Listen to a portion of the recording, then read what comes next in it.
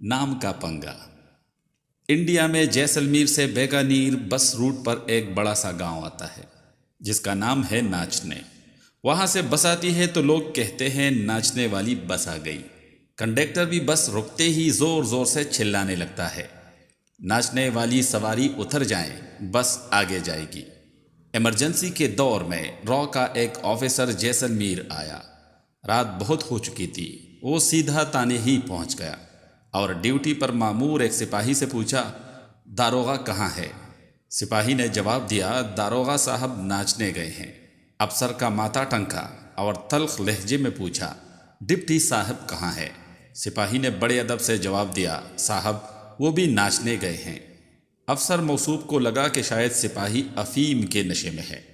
उसने एसपी की रिहाइशगाह पर फ़ोन किया।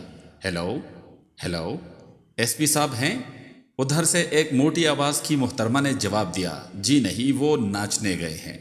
अफसर का दिमाग ख़राब हो गया।